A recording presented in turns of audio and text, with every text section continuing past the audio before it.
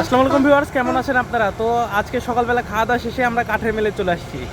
তো চলুন দেখি আমরা কেন চলে আসছি, সব কিছু আপনাদের ডিটেলে বলবো আজকে। আমরা এখন চলে আসছি কাঠের মেলের ভিতরে। তো ভিউয়ার্স দেখতেই পাচ্ছেন এগুলো আমাদের কাঠ, এগুলো হলো ফাড়া কমপ্লিট হয়ে গেছে।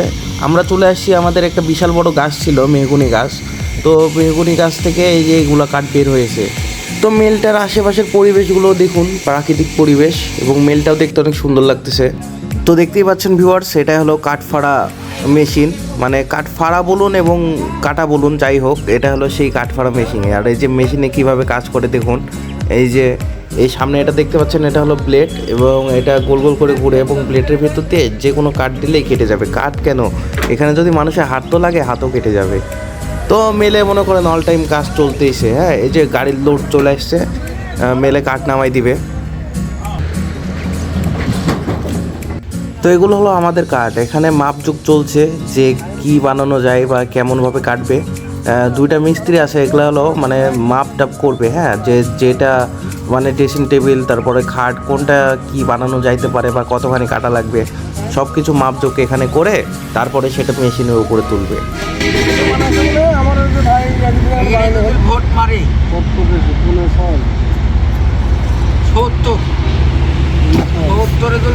ভোট মারা হ্যাঁ, কাঠটা মোটামুটি বেড়ে যাবে না। এই দেখেন, তো ভাই আজকে প্রথম দেখলাম যে হলো কাঠের মেলের যে মানে যে ব্লেডটা, সেটা ধার দেওয়া হচ্ছে। আমি আগে কাঠ মেলে আসছি, কিন্তু এই শটা ধার দেওয়া দেখিনি, কিন্তু আজকে দেখলাম। তো গাছটা অনেক বড় ছিল, গাছের গুলগুলো দেখছেন, এগুলো অনেক বড় ছিল, তার জন্য অনেক লোক লাগতেছে। এগুলো হলো মানে কীভাবে কী বানানো যায় সবার থেকে মতামত নিচ্ছে। তো অনেক হিসাব নিকাশের পরে কাঠটা নিয়ে চলে আসা হলো। এখন সেটা হলো কাঠগুলো ফাড়া হবে, মেশিনের উপরে তোলা হচ্ছে কাঠটা।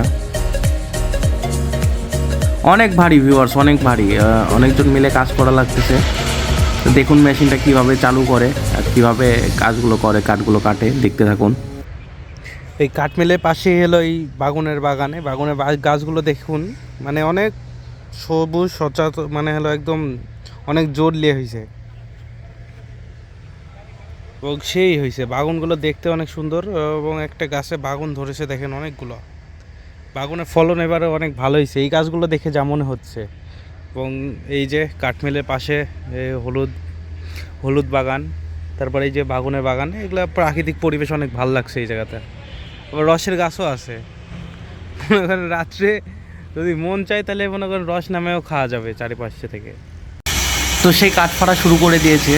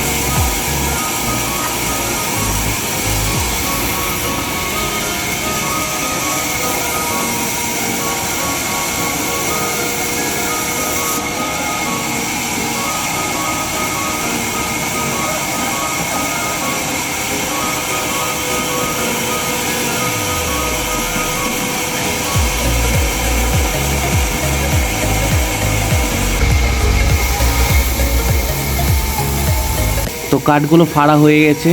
তো ফাড়ার পরে এই যে কাঠগুলো যেগুলো দেখছেন, এগুলো হলো মনে করেন 4 ভাগে ভাগ করে দিচ্ছে, কারণ আমার আব্বুরা 4 ভাই, 4 জনের গাছ ভাগে। এখন কাঠগুলোও 4 জন ভাগ করে দিচ্ছে, মেল থেকেই ভাগ করে দিচ্ছে। আর এর পাশে যেটা দাঁড়িয়ে আছে, এটাও আমার চাচা হয়।